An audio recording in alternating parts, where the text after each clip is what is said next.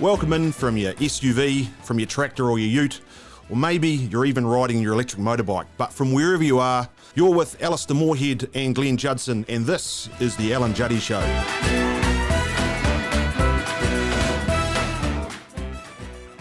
Well, what we want to do is reach out and provide you some technical information on a range of agricultural topics which may interest you, but to do it in a different way. Casual and comfortable format that allows you to listen where you want and when you want. This is intended for general information, and for more specific advice, contact your local Agricom rep. Here we are with Lara from marketing with some more questions. Hey guys, so we have Anderson. Give him a bit of a shout out. He's Anderson Bob. Yes, Anderson Bob. Outstanding. Yep. He's a big supporter on our Facebook page. We thoroughly enjoy his support, which is awesome. From Chile? Yes, yep. He has asked, have trials been done to show the production variation in either milk or meat between tetraploid, diploid, and normal ryegrasses? Yes, there has, and the majority of the publications would be European in origin. But Glenn, do you want to follow up on that question? Yeah, and just to clarify, we're talking about diploids, which is two sets of chromosomes, and where we've doubled those to create a tetraploid. These plants tend to be larger, less tillers, and larger cells. So the tetraploiding of ryegrasses, particularly, that's what we end up with. There's certainly been quite a bit of work, both in dairy and in beef animals, in terms of what benefit that brings the animal. Typically, that sits around the 3 to 5% mark in terms of productivity gains.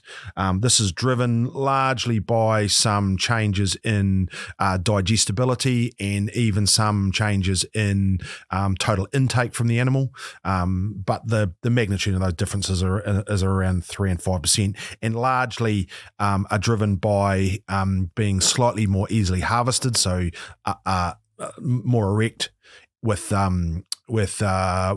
slightly wider leaves, and as I said, the digestibility, and that's related to, because we've got larger cells, we've got the cell wall as a slightly lower proportion of the cell volume. We have larger cells, so that drives a slightly higher digestibility. So, there's been a lot of research actually around the benefits of doubling chromosome number in ryegrasses. The figure is about that 3%. And for you, Bob, in Chile, I know you're a sheep farmer, and the reality is its trait for sheep is elevated palatability, good utilisation. You tend to find the separation between tetraploid and diploid occurs most when quality is declining. As you will know, sheep don't like wet feed in general, so sometimes tetraploids in the middle of winter when things are wet are not always going to show you those advantages, and it's not until the quality of pasture starts changing and declining as it gets warmer that you see the tetraploid trait for sheep particularly get more pronounced. So that's as you head in towards summer, the tetraploids tend to have their advantage. I would give one proviso that Glenn's alluding to with a 3% quality performance advantage you tend to find in literature. One of the things about tetraploids is it's not hard to overgraze, and because of their palatability. And if you overgraze just once or twice, you may not see the genetic potential of the varieties and styles that you've used. So you only get the 3% advantage if you feed your animals enough. So once the feed is there, they can express that productive advantage. But every now and then when you overgraze because of high levels of palatability, you may find having the amount of feed there is one of the limitations. Thanks, Lara. Brilliant. Alistair has a question here too. Will there be further discussion around other grasses? We have a lot of prairie grass popping up in our area, and the cows really seem to love eating it. Now, if I'm correct, Alistair's from Cambridge in the Waikato. And so the answer is yes, we'd love to get into some of these other species as well. And prairie grass is really worthy of a further discussion at the later date. It's a very interesting grass, and it has a role around a lot of different landscapes, but particularly in the more free draining soils of the country. It's a brome, isn't it, Alistair? Yeah, it is a brome. And it is a brome that's broader. It's a free seeding species that seeds quite early in the season and carries on seeding throughout. But for cattle, that seed head is quite palatable. So it's actually quite an interesting plant. So yes, Alistair, we'll have a go at that one later on. Sweet. Thanks. And just a quick one. Does our Moorhead's front number plate say gin because the rear one says tonic? No, it doesn't, Lara. No, it doesn't. I was given a number plate, tonic, a long time ago. For some listeners, that is the name of one of the first commercial plantains that was released. And I cut my teeth in my career sort of commercializing it from a weed species to a forage species through the late 90s and early 2000s. And the plant breeder, Dr. Alan Stewart, bought me the number plate tonic as a wedding present, because that's apparently all I ever talked about. Who would think that? But as it turned out, no, he didn't give a matching set with the gin for my wife, which would have been a really interesting opportunity. But no, that's the background of the Might be a gift for the plate. whole golden anniversary, eh? Exactly. It could well be. Thanks, Lara. If you have anything technical, serious, or anything and everything in between, please feel free to flick a message to our Facebook page, Agricom NZ, or an email to info@agricom.co.nz. Thanks, Lara, for mucking. Hey, Alistair, you're looking good. Nice top. Oh, thanks, Juddy. Hope it comes back in style one day. What are we talking about today? Well, it's my great pleasure to introduce Dr. Stephen Goldson. And I'm really excited about having you here today, Stephen, because my overlap with the discussion today goes back to 1994 when I was a student, and I presented a paper out of my master's at the Hamner Springs Grasslands Conference. And I believe that might have been your first grasslands paper at the time. Yes, I think it was. Yeah, and that was just the introduction to the topic we're going to discuss today, which is the story behind the biocontrol of the Argentine stem weevil pest, New Zealand pasture pest, by parasitoid. So, Juddy, that's what's online today. Great. Pleased to meet you, Stephen. Just a couple of questions to get to know you a bit. So tell me a little bit about maybe your first job. What did you do as a job before you became an entomologist? Strawberry picking. Wow. And did you enjoy that? Not really, no. That's probably why you're an entomologist. Excellent. And your first car, what was your first car? Well, it was a Borgwood, which no one's ever heard of, made in East Germany. Was that a good one? No. Right. And then you moved on to something else. What was your second car? An Austin A55, which is slightly worse. Oh, that's classic. Oh, well, I had an Austin, and mine was probably not much better. Mentors. We called that the pram, if I remember right, back at university days. Yeah, because we were always pushing it. Mentor. Any mentors that you had early on that kind of shaped you? Well, Dr. Peter Pottinger, well known to many people, was a big influence. And Bill Kane, the late Bill Kane, was a great friend and mentor. And Rod East and a few others who sadly passed away. They were real mentors. Because it strikes me, entomology isn't sort of a glamorous career, when you think about those things. But obviously, there's some really passionate people in that line of work. So you don't think it's glamorous, eh? I think you're about to find out just how glamorous it is, Glenn. One final question is, how much sleep do you work on? I've got this theory about how much you sleep and your career choices. So how much sleep do you work on, Steve? 12 to 2 hours, depending on what's going on. Right, so quite Very varied. variable. And I never know when it's going to happen. And I think now would be nice opportunity to just ask, what do you do, Stephen? How would you describe your, I suppose, in your most recent part of your career, and what are you doing today? I'm working as emeritus at AgResearch as a principal scientist. I've got very interested in the work we're doing. Funding's not very available. I didn't want to keep grabbing the funding in my dotage. So I work now unpaid, but fortunately AgResearch has given me permission to use all the infrastructure there is. And I'm also working very closely with Otago University Biochem department. So we're pushing ahead with the science. Yeah, and I'm right to say entomologist at heart, and through training, or ecologist? Population ecologist, really. I'm a hopeless entomologist. I can't identify anything, actually. Yeah, but I'm not a population taxonomist. ecology is actually still the heart and soul of some of the discussion today, and it's So we're getting pretty into exciting. population genetics Yeah. through Peter Dearden at Otago University. Yeah, and like I look at and I think I've discussed this in passing, but I look at the art of agronomy, and some of it's just growing crops in some context around the world. But the way I look at agronomy is this a strong ecological background, and you're looking at soil, plant, animal, insect, environment interactions, and you have to see it all, which I think is a really, really positive lead into the discussion we're having today. So we're going to talk today about Argentine stem weevil. Just give us a little bit of a background to that particular insect. Well, when I was at Otago, I said I wanted to be an entomologist. They said, well, you can't do it here. You've got to go somewhere else. And I said, where? And they said, Lincoln. And I said, well, where's that? And I finished up with Peter Pottinger, who some of your older viewers may recall. And he did his master's on Argentine stem weevil. And he did two things. One is he impressed on me that he'd done it all, and that I should also work on it. And that's sort of like saying, well, what do you want me to do? You've done it all. So he and I worked on stem weevil.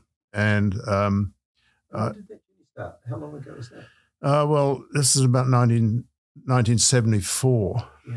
I turned up to work with Peter Pottinger, who almost immediately left and went to MAF. So then I was left with others. Yeah, and I think we should just clarify a couple of things. Is that in amongst the New Zealand pastoral system, we're quite a island nation, very, very remote, and you're going to hear themes about our unique landscape over this podcast, I'm sure.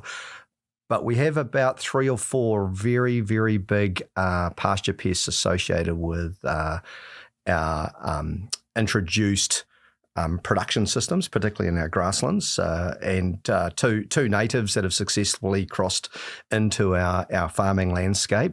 But Argentine stem weevil, unless I'm mistaken, came to New Zealand really quite early on in the history of New Zealand's farming development. Yeah, recent work we've been doing with Alan Stewart and others, looking at very old seed samples. We found bits of stem weevil in those seed samples. We deduced variously that it probably came in around 1900, if not before. And we think that that's something to do with trade with South America, which is obviously where the weevil came from. Yeah, called Argentine stem weevil. Yeah. Absolutely. I was going to say, does the name give it away a little bit where it came I from? think so, Juddy. Yeah. Well, I'm not sure of doesn't matter. So we've got this stem weevil life cycle. Let's just give our listeners a feel for the life cycle. Yeah, what it of does. this. Yeah. And what it does and what it doesn't. Well, its life cycle is 2.5 generations a year.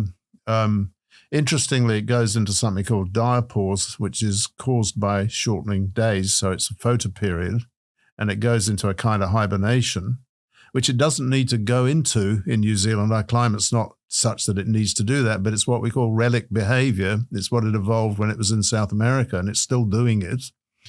Its pest problem is caused by its grubs, which develop in the stems of the grass. The weevil lays its eggs on the surface of the stems, and in go the larvae.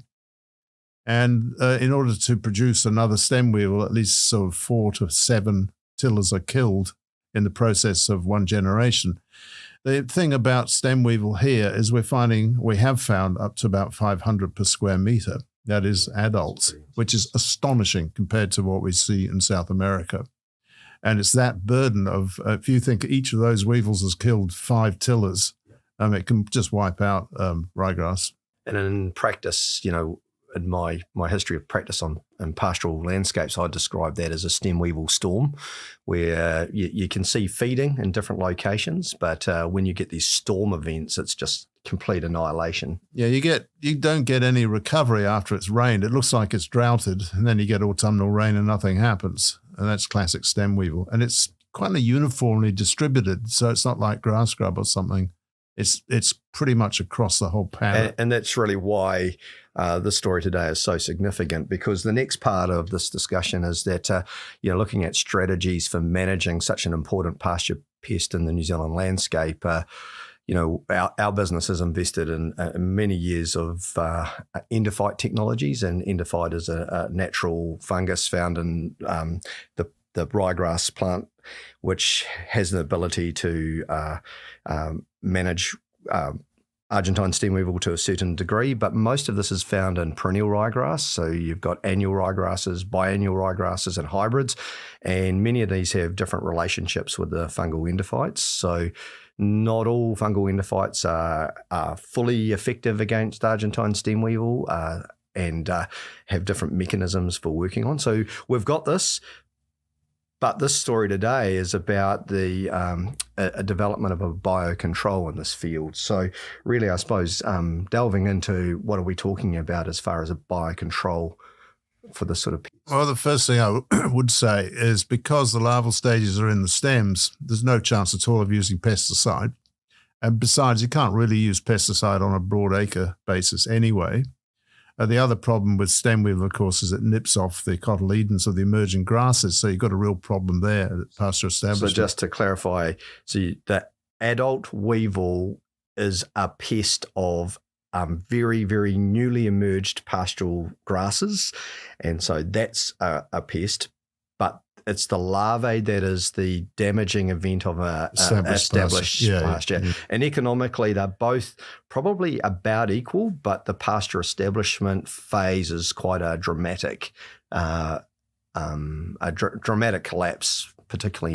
And I guess the question is that obviously there are some endophyte protection from some of our pastures with the right endophyte in them, but I guess what you're indicating, Alistair, is that at establishment, the alkaloids that those endophytes are producing aren't high because we're in the establishment phase, and we're dealing with an adult that's feeding, and therefore endophyte, while it protects against some of those larvae, for example, it's not protecting against those. So it's about 6 weeks, and to be fair, the spread of seed treatment as we stand today is on the basis of protecting seedling plants as much as possible until the natural endophytic process kicks in. So biological control of adults would be very useful if we had that.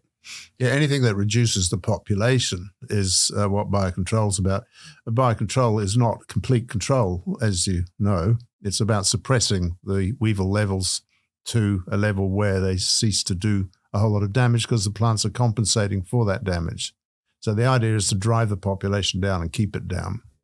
Just I know there's probably more than one type of biological control. Can you tell us a little bit about that? Well, it's conservation biocontrol, where the idea is that you plant species which will, if you like, encourage natural enemies to establish in the pasture. There's importation biocontrol, which is what we're going to be talking about. And then there's a thing called inundative biocontrol, which is usually used in greenhouses and things where you release millions of things which are mass reared.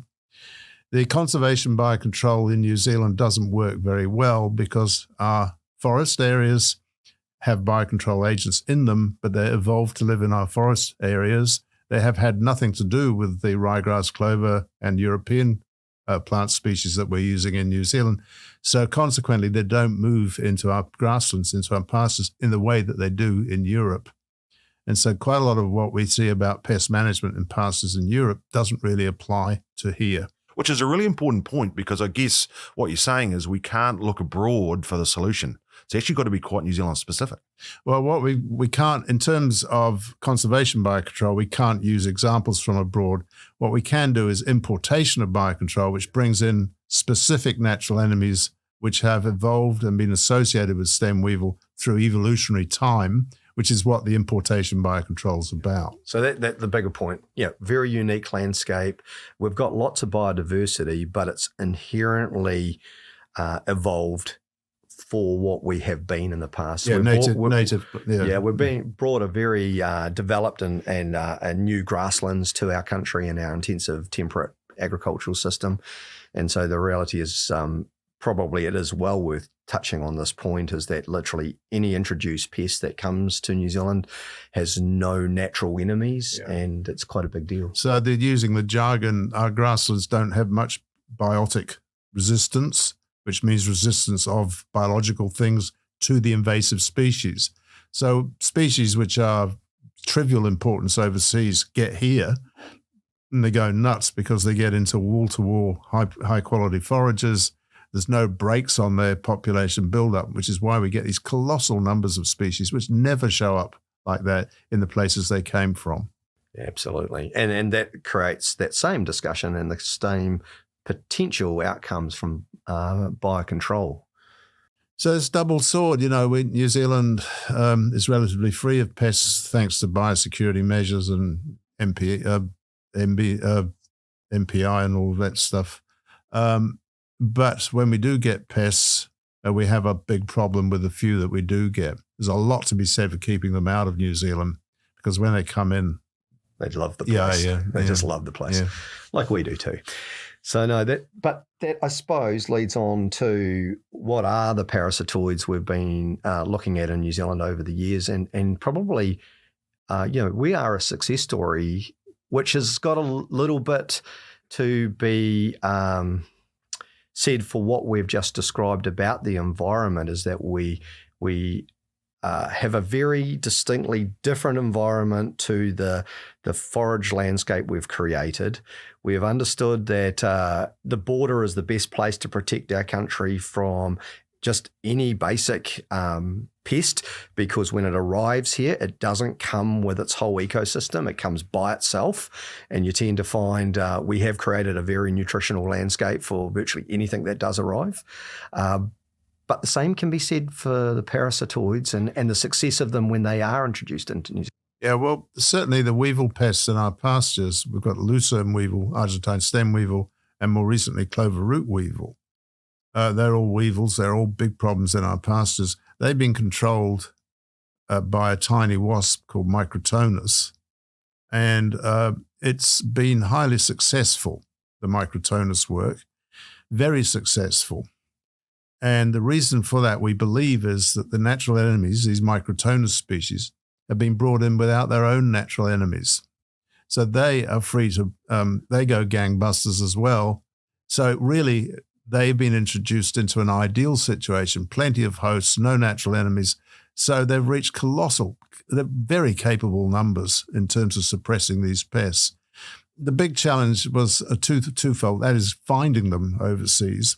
And secondly, making sure they'll behave and not attack and wipe out native species, native weevils. Which is a big part of your importation and isolation process, quarantine. Talking about all these weevils, I didn't actually realise how many of these pest weevils we've got. And I wonder if an Argentine stem weevil and a plantain weevil, for example, were having a fight.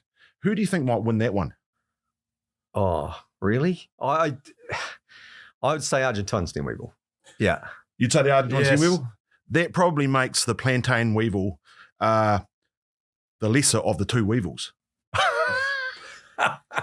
That's a shocker. But yes. Let's get back to collecting our parasitoid. Yeah. So look, I've travelled quite a bit to South America, and I've seen Argentine stem weevil in dairy pasture about 400 kilometres south of Santiago, right through to pretty much just south of Osorno in the primary dairy sector of Chile. And the key there is, it's only on the other side of the Andes from Argentina, so it doesn't surprise me that they're there. But it leads on to, Steve, you've obviously looked at the natural range and the natural locations of Argentine stem weevil as a starting point for looking for natural controls. Yes, it was quite daunting to get off a plane and I don't know where it was, Brazil, and told to go and find the weevils. It was really, there was 1947 document put out by the Commonwealth Agricultural Bureau that there was some in a place called Bariloche, very like Otago. I had a PhD student who said there was some in the cereals in South Brazil. probably turned up at the wrong time of the year. So the place was freezing cold, pissing with rain. So my job was to see what there was. And a number of things presented complication. One was I wasn't good at Spanish, least of all Portuguese. And the other problem was I had to collect at night. And see, these countries were kind of nervous. It was not long after the dictators, and there was me at night with a long thing that looked like the barrel of a gun with a net on the end, being pulled up by police and others, and having to, unable to explain what I was doing there. So, so we worked in Brazil, we worked in Uruguay, we worked in Argentina, we worked in Chile, we went to Osorno. In all of these places, we found the weevil, which was the big surprise because as far as we knew, they were really only known in Bariloche, this place in South. So that's where it was published. Yeah, that's 1947. Yeah. So I was really surprised to find the weevil so widespread. And amazingly, some of them were parasitized. And what I had to do is when I collected 100 or so at night, is sort them out because there's a huge fauna of moths and caterpillars and God knows what in these samples, which I was bringing back to the hotel room. And then having to take the lid off and deal with what was erupting out of the box and try and find the weevils in the bottom. I don't know, this is not a hard luck story, it's what it was like. If I was lucky, there was a balcony, so some of the stuff would fly out. But I used to spend the night with all kinds of things and fish the weevils out and then dissect them on a little microscope that I had. And it was just amazing to find the parasite in all of these places. It was incredibly exciting. The important thing about that was we collected from very different climate zones, some places in South Brazil, which were almost tropical, right down to Patagonia, which is like, Southland or something. Bariloche type places. Bariloche is pretty much the Queenstown, yes. latitude Queenstown, and the sort of the Queenstown. And region. right in Chile, certainly around Temuco and those places, which is in the south, right up to the top to La Serena, which is sort of again desert. And we collected a lot from those places. I dissected them, and we established that the parasitoid was widespread. Then I went home because we didn't know what I was going to find. And I wrote a very elaborate report hoping somebody would go over. And I was sent back almost immediately, which was a privilege. It was a good thing to do. But then we had the technical issue of collecting these weevils and sending them back to New Zealand. They had to go into deep quarantine in case there were, God knows what, foot and mouth was a big issue. Yeah. Anyway, they had to be sent back such that they wouldn't freeze in the hold of the aircraft because the planes were flying over Antarctica at the time. And Peter Pottinger had a friend that worked for Aerolíneas Argentinas, and we arranged for these specimens to come over in the drinks cabinet in first class. So they were packaged, I assure you. They weren't just crawling around. They weren't in ice blocks ready to go into a drink. Yeah. And they arrived intact. And my colleagues, John Prophet, Mark McNeil and Craig Phillips, started to rear them out. And they were rearing them out. I was there for about 3 months, and I had never seen the parasitoid. What we used to do is collect the weevils and then rear the parasitoids out of the weevils. I need to explain the parasite lays its egg inside the weevil's body, and then the weevils, inside the weevil, the larvae of the parasite develop and then kill the weevil, right? So all I'd seen is the parasite larvae inside the weevil's bodies. So I got back to New Zealand and went into quarantine. It was a bit like seeing your first child being born. I saw the parasitoid. I'd never seen it, and it was really nice. Just to describe, but technically it's tiny, tiny little wasp with a little, am I right to say little orange ovipositor? Yeah, they vary in color a bit. They're about 2-3 millimeters long, maybe less. They flit around the place. Yeah, they're very fragile. Small, very small. We couldn't really work on the parasitoid itself, so we used to work on the parasitized weevils. But getting the things over and getting them into New Zealand and starting to rear them was quite a quite a thing. In the end, we reared over 1 million and released 1 million across New Zealand. We found they're only moving about 3 kilometres a year, so we hit on the bright idea of selling them.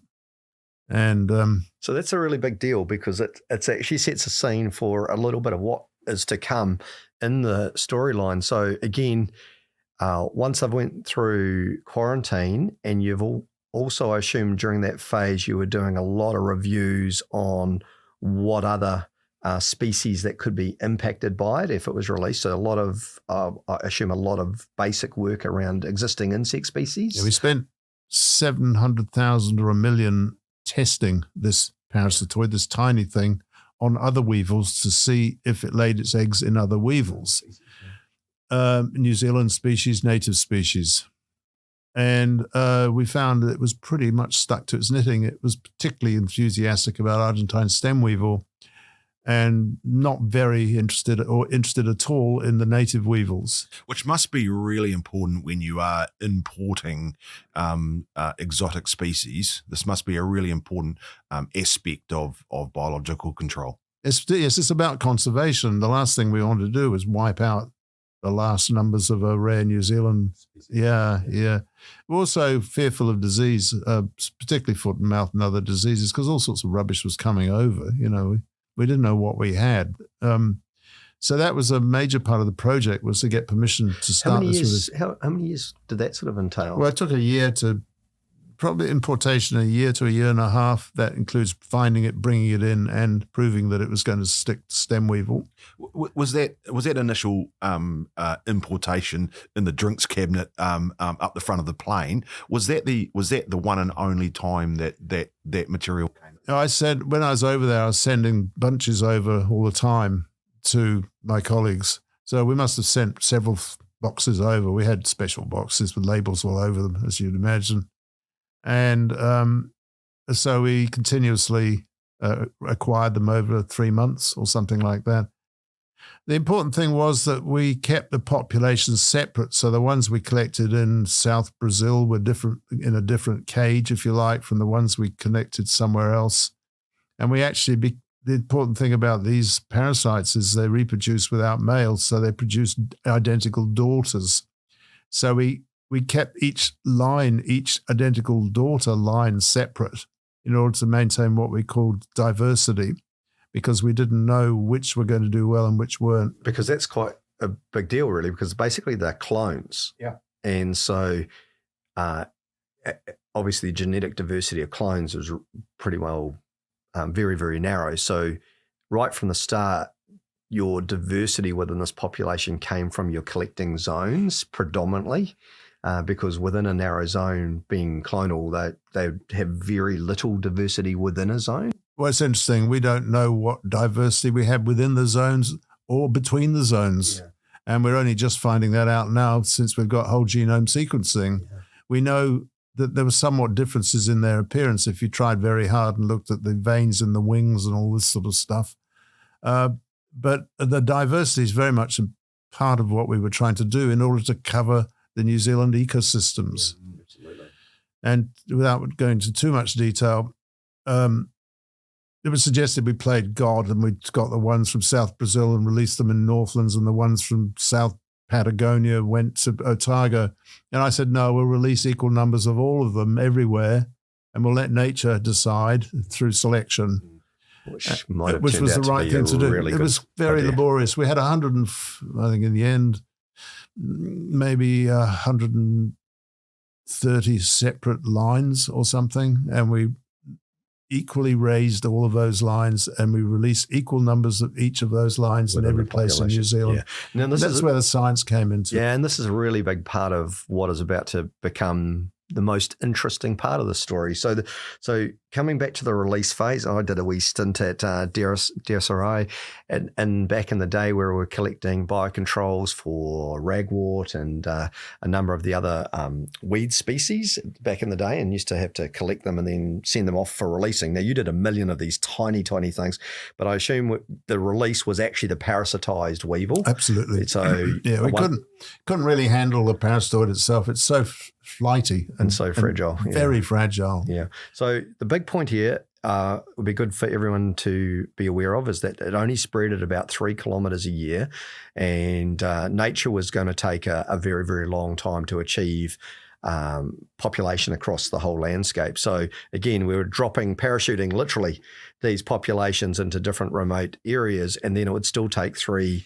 kilometres a year to start to populate the landscape. So we all sort of, as we head into this next part of the story, which is actually what's happened to Argentine stem weevil parasitoid in New Zealand, we've sort of got to understand every region of our country is at a different stage of time from release, and even within districts and regions, there could be 3 to 5 years apart before the parasitoid's population has really stabilised.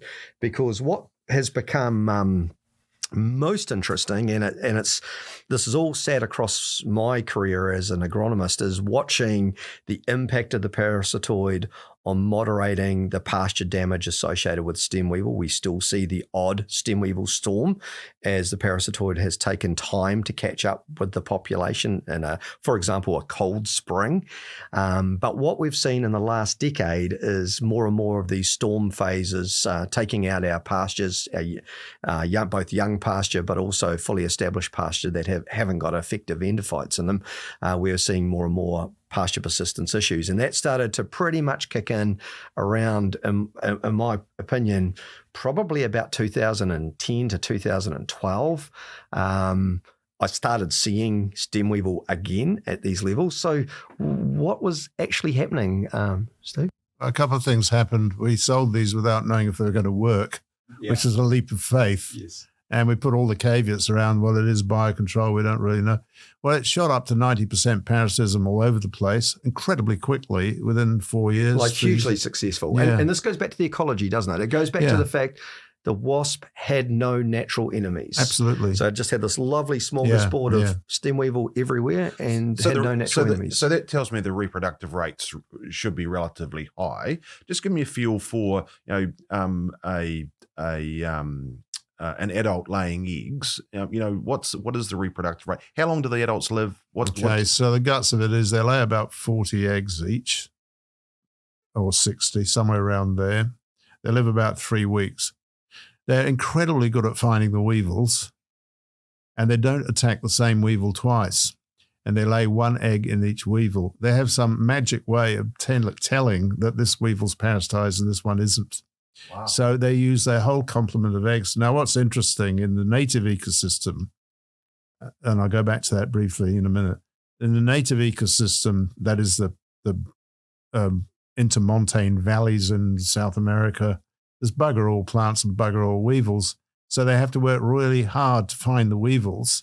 What happens here, they emerge and they find all the weevils they need in about 3 days, and then they're empty. Yeah. But there were enough of the parasitoids effectively using their whole egg loads to get this massive buildup in parasitism. I think within 18 months in Ruakura, in the warm areas, and a couple of years down here in Christchurch. It's about 2.5 to 3 life cycles in a year. The fact there were so many weevils probably contributes to the fact it wasn't spreading very far because it didn't have to go far. Absolutely. And the parasitized weevils probably weren't flying as much. Can't remember. But certainly we needed to give it a push along. But the weevil itself came from these intermontane valleys. I have to say, I don't want to oversell my adventures in South America, because the truth is I got most of the parasitoids off football pitches and hotel lawns. Nice. Because you couldn't find it in the native ecosystem, because the native ecosystem is so shambolic, basically. Yeah, absolutely. You've got multi-species, and it's only target certain grass species. So they're moving into cultivated areas, and I make no apology for that. We couldn't possibly find them in the tussocks of because it wasn't the target species; it was the Lolium species amongst the tussock landscape. That's right. But the habitat itself is very species sparse, let alone numbers of weevils. Might be 1 per square metre if you're lucky. Absolutely classic. So we've got the weevil now. It's in the country. It's been cycling, and I think this is the point is that it started to become the Argentine stem weevil started to become damaging again. So what has happened, and what has been the unique story actually about this whole parasitized Well, I was in deep denial for a while. Yeah. Covered in glory, having achieved this, to be told by Alison Pope it wasn't working. Yeah. So in the end, I thought I'd better get in the tent rather than sit on the outside. So we did quite a lot of work, sequential work, looking at all the sampling we'd done between, say, 1992 to 2010, 2011. Then we did a whole lot more sampling, and there was no doubt that the parasitism levels were dropping fast. And we found that the parasitism levels were dropping very fast at Ruakura, and the levels dropped from about 80% to 10%. Which is on the verge of a failure, basically. It becomes a failure at 60% because of the density pen, So that's of the population of Argentine stem weevils, only 60% are parasitized. Now, what happened is that... That's the threshold. So really to get effective reduction in damage, if you kill half the population, it doesn't make any difference because the other half just does better. So you get this compensation, So we thought, well, 60% is what we need to get control. We were running at 85, 90, or 80. The high five moment. At Ruakura, and we're having similar down in Canterbury. And then when we went back, it was down to 40% at Ruakura, and then it was down to 35, and then 10. And we went here to Canterbury, and it was doing, 75%, and it was down to 30. And we sampled and sampled and sampled, and there was no doubt that the control agent was ceasing to suppress Argentine stem weevil because the parasite levels were dropping in the field populations of the weevil. So this, again, very unusual in the story of biocontrol. So what was going on? Well, I thought of resigning, but then I pulled myself together and made a detailed investigation. Federico Tomasetto, my postdoc, and I worked on this. And we discovered there was some effect of grass types, and we found that the rate of reduction in the short rotation grasses was less than in the perennial. Well, to cut a long story short, we discovered that the weevil was becoming least parasitized in the warm areas and not making much difference in Otago. So that decline in parasitism seemed to be related to the number of generations of the parasitoid in the warmer places. So, Ruakura may have 4 or 5 generations. We got 3 here and 2 in Otago. We realized it was the amount of parasitism that had gone on in these places that was relating to the degree at which parasitism was dropping. And we did a lot of experiments, and a PhD student did some work as well, Morgan Shields. And we found that almost certainly what had happened is the parasitoid had selected weevils that were more evasive. So the parasitoid couldn't evolve because it's parthenogenetic, so it's stuck in its groove. The weevils could evolve.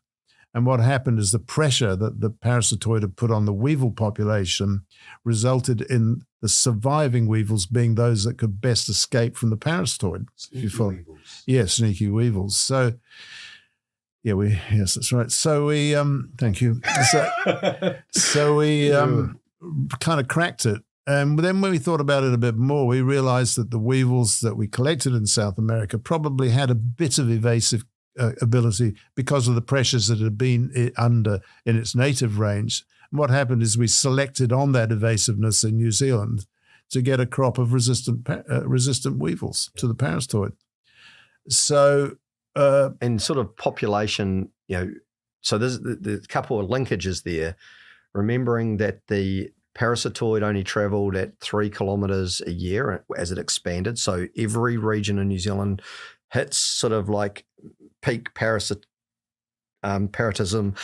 at its own unique time frame. By latitude, roughly. Yeah. And then after that, what you've got is when you hit a certain number of generations of selection against these weevils that are easily targeted, and let's just use the word sneaky ones, are escaping constantly. The generations about 30 to 40 generations. We reckon that it sort of began. As I say, you're right. We think it was about 15 years or 17 years, 2 generations a year, so 30 generations, 35 generations. This was a world first. This was an astonishing result. No one's ever seen selection for resistance by a parasitoid on a pest before. And it got into Science and all these posh journals. And I hope to God we were right, but I think we were. And again, you say, well, why did it happen here? Well, New Zealand's not like most places because of the simplified ecosystem that this ecology is occurring in. So none of the complexity that goes on in mature ecosystems was operating in the New Zealand pasture. So no wonder we got these anomalous results. Yeah, and I think it's this thing. We had this amazing success story based on the success of this parasitoid, and it had a big benefit on maintaining persistent perennial pastures in New Zealand, only for generational selection to move the singular biocontrol organism away from its host. And I think this keeps coming back to the point. New Zealand's only invested in biocontrol to a certain degree. We only literally had one bullet in the chamber as far as the control of the species goes. And the reality is it wasn't a complex ecosystem. There was just one pest, one parasite. One pest, one parasite, and we've literally moved away. And we actually, when it comes to biocontrol, we actually have no plan B either, do we? Because the country hasn't necessarily invested in this area. Because that was going to be my question. We've got a sneaky weevil. Can we find a sneakier parasitoid? We are funded. I'm working with Otago University. The first thing we've got to do is understand the genetics of what the hell's going on. If we can understand the genetics, then we may be able to start to select for active parasitoids again. We certainly will know what traits will predispose a parasitoid to success. So the more we know about the behavior and the genetic drivers, the more we know about what to look for if we're going to sharpen the thing up again. And we may be able to, using non-GE, adjust these parasites so that they become virulent again. This is deep science. It's difficult science.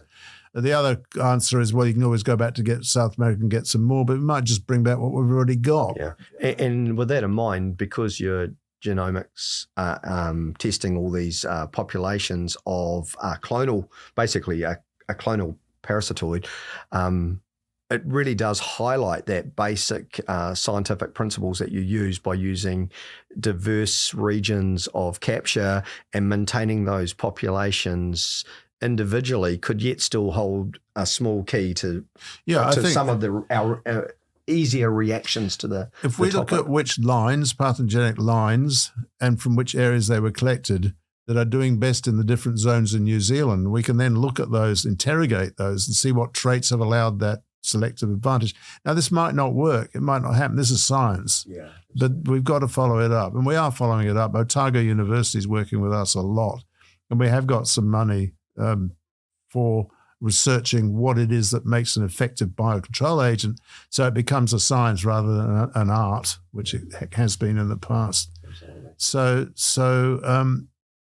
we'll keep at it. Yeah, it's so good to hear. Yeah, I guess one of the really interesting things, and when we talk about these being clones, if there was the chance that we could get something that was sexual reproducing, that those genetics could follow the weevil. Yes, right. Is there an issue with that? Yeah, there is, and that is we couldn't find any. And that's a starting point. That's a starting point. The other issue is, yes, they could co-evolve. Another issue is that we don't know what their survival rate would be either, because if you've got a new population establishing and they're sexually reproducing, and you release a few of them, they can't find each other, so they fizzle out. So the rate of spread of a sexually reproducing species is probably pretty bloody slow, because they spend most of the time trying to find mates. So they go extinct. So that's the other problem. Yeah, we don't have a Tinder for insects at the moment. We're not working on that. No. Yeah. So actually, we are. We're working on pheromones. Absolutely. Yeah. No, but unless I understand, though, there is another complex situation, is that a lot of these parasitic wasps of the species that are subtly different for the different weevils that they are targeting can actually cross. And unless I'm mistaken, that's another problem with the more sexually diverse and the more genotype diverse styles, is that if you suddenly get two groups crossing, you may actually depower both of them from their target species. If you've got sexually reproducing strains, and strainal differences make a big difference in terms of host range and efficacy, and you bring two separate strains in for one crop or another, and they hybridize, there's a good chance they won't be any good. So great care has to be taken, because if you hybridize an effective pest by bringing in an effective parasitoid by bringing in one that's not effective, and they cross, you lose control of the existing pest. Success story. Yeah. No, that's a very important point, because it seems the most logical pathway, but it obviously shows that it's not as simple as that. Now, Stephen, there are other things going on in this area of parasite management, and watching what you've just described to us in the Argentine stem weevil and its parasitoids interaction. There's other things going on in New Zealand that's really important for the future. Yeah, we're concerned about clover root weevil, partly because there's no endophyte for clover root weevil. And if I can, I'll just describe that as well, because New Zealand, through its long phase of intensification of agriculture, has utilised nitrogen effectively to grow a significant amount of pasture in our temperate landscape. And this has allowed us to keep our animals outside for the majority of the year, feeding in a natural, very nutritious landscape. However, parallel to our grasses, we have really utilised clovers in New Zealand, particularly Trifolium repens, white clover, and especially as we're starting to get into the phase where we're focusing on the fate of nitrogen in our landscape, white clover is becoming more and more an important strategy to moderate the amount of synthetic nitrogen we're putting on our landscape. So the health and well-being of white clover is paramount at the moment. And unless I'm mistaken, a bit like Argentine stem weevil, but much more recent, we had a massive pest species arrive in New Zealand sometime possibly late 80s, early 90s, mid-90s, and came in through potentially one of our ports. And I was sort of involved right at the back in some of the road shows about its slow move across the country. But at that stage, we were also seeing a lot of movement of dairy cattle as they were starting to populate different parts of New Zealand. So a lot of dairy cows were literally being trucked the 15 to nearly 2,000 kilometres of the length of New Zealand from the Waikato, where this pasture pest started, in the Bay of Plenty. And I think what happened is that the weevil hitched rides on cows, basically, as they moved down throughout the south of New Zealand. So the weevil started to populate, and the weevil, unless from an agronomy perspective, lays a white larvae that colonizes the ground and eats the nodules off the white clover plant and the root hairs of the clover plant, of which, if that clover then goes into a drought-stressed environment, having its roots severely pruned by the larvae and having the nodules cut off it has led to actually white clover being wiped out from our pastures, which leads to the primary control mechanism that was brought in and the parallel between it and Argentine stem weevil. I'll spare you all the details. They're somewhat similar to what we're talking about with Argentine stem weevil. We do have a parasitoid. It's very similar to the one that we're talking about with stem weevil. We're entirely dependent on that parasitoid. It's parthenogenetic, it's clonal, and that's what there is between us and losing clover. And so we're worried. I mean, we've got selection pressure on the clover root weevil, not that different from what we saw in stem weevil. So the question is, what are we going to do? And I might say we're not doing much at the moment because we're not funded to do anything. Which is really potentially, as I described, the importance of losing chemical treatment, which there was no chemical treatment for the clover root weevil.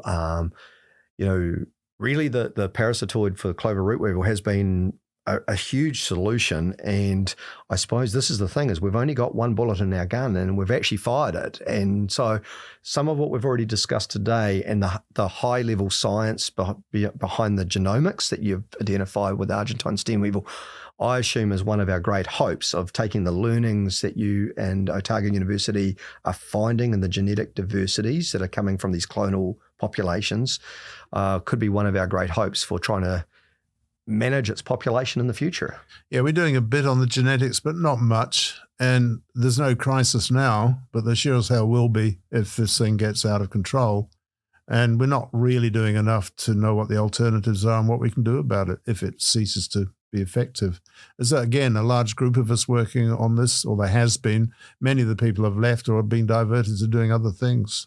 Yeah, and so I suppose the nice thing about sharing the story actually is just to recognize that these things are hugely important. They're important for the sustainability of our agricultural system and the efficiencies in the case of clover usage in New Zealand to our agriculture. None of us want to go back to those landscapes that were stripped out of white clover. It was a very bad few years when we were losing all our clover in different regions of New Zealand, and that parasitoid could not have come at a better time for the country. And let's just hope that it doesn't follow the same path as Argentine stem weevil parasitoid, but it does give me a little bit of hope that the science that you're doing on the Argentine stem weevil parasitoid failure will give us a head start to interpreting what's coming, and maybe a head start to interpreting the solution when you go back to the world. Yeah, there's obviously crossover, but they're both weevils. They're both the same genus of parasitoid. We do have a start, but we're not actually doing a hell of a lot on it at the moment. And that's probably the big take-home message. Yeah. So no, that's a really important awareness that the story hasn't finished with Argentine stem weevil at all. And then the clover root weevil is sitting there completely as a parallel story to the adventure we've just discussed.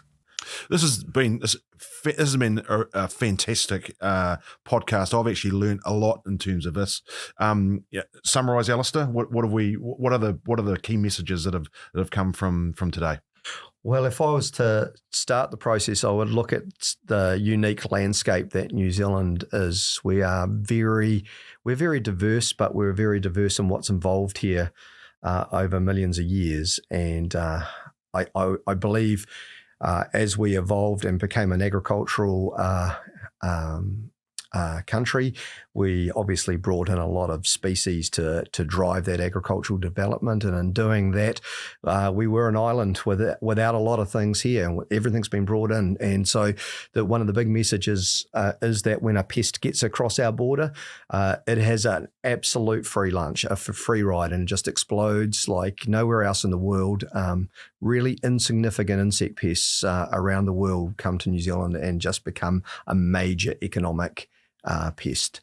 And what is so obvious is that the only way we can actually deal with some of these pests is to invest in going back into their home ranges and thoughtfully reviewing and understanding their ecologies and what is out there predating on these or parasitizing our pests in their worlds. Obviously, the process of bringing them back and doing due diligence is quite extreme, and over time I imagine it's one of the bigger chores of being excited about having an opportunity, but then recognizing that it's going to target something that's too important to our economy to allow through the border. And so not everything that has the potential makes it. And then when it comes here, the message I've picked up from Stephen is that the same success story that can be linked to the pests being so successful and so damaging to our island nation also means that the parasitoids can be actually surprisingly like world-class controls. But then, like everything, we don't know the whole story until it unfolds. And what I've taken away from this is that, it is a high five moment when we have such an incredible success story, relatively speaking. But after many, many generations of interaction, we have experienced and recorded and reported changes to the primary pest species that has seen it move away from the parasitoid in such a unique, like world unique way, which I think is very exciting. Even though it's a story of a failure, it's still a scientific story that's very interesting. And so we've got a problem re-emerged. We are very lucky that our grasslands has another mechanism. We are lucky that we have insecticides available to us today, both in seed treatment and in pastoral landscape, that have some efficacy. But the writing is on the wall for some of those insecticides. And this is what, when we talk about the loss of insecticides from agriculture, these are the sort of conundrums that get unleashed, because this is all happening in the background. Insects are in different cycles between being pests and being predated on or parasitized. And in the absence of those insecticides, we're going to unleash different things that we don't understand. In New Zealand, we're extremely lucky that we are world leaders in the endophyte technologies between funguses, these fungal endophytes, and grasses, which provide a major mechanism for perenniality in the presence of Argentine stem weevil. But the parasitoid had made a massive impact on our landscape and its ability to tolerate storms of weevils. And so we are back in the bad old days of the pre-90s. At the moment in our landscape, our endophyte technology is helping us. It's helping to moderate some of those impacts. But when a stem weevil storm arrives on a farmer's grassland, it can be very, very damaging. So I think that probably covers an element of the story. But what I would also highlight and finish on is that this is an area that doesn't really get invested in the New Zealand funding system. But it's still of huge importance to an island nation like ourselves. It's not being funded into the extent that it was in the 1990s. The other thing I need to say is there's a group of us doing this. It wasn't just me. There was a large rocket base supporting me. Now, funding is very thin for this stuff now. Yeah, and when you think about what I've just said about insecticides and chemical controls, and even some of the other sort of biocontrol options you have, I suppose what we've learned is that the best solution is a suite of options, and the only way you get multiple options is by funding and seeing value in all these things. And I honestly think that we haven't seen the full consequences of many of the world's decisions about the tools that are in the toolbox. And New Zealand is one of these vulnerable countries where, as we lose individual tools from a toolbox for controlling things, we can be very, very exposed at times. Yeah, particularly in view of climate change as well. When we're looking at invasive species, we don't really know what we're going to get, let alone what we've got to control. And how far they travel. Exactly. And so they're in someone's backyard yesterday, but they're in your backyard today. And it could mean a lot different to all of us. Talking about backyards, it's been a really interesting podcast. I'm actually going to go now into my lawn and see if I can find this sneaky weevil. Thanks, Steve. Pleasure. Thanks, Al. Talk soon. See you, Juddy. Bye-bye. All right, thank you.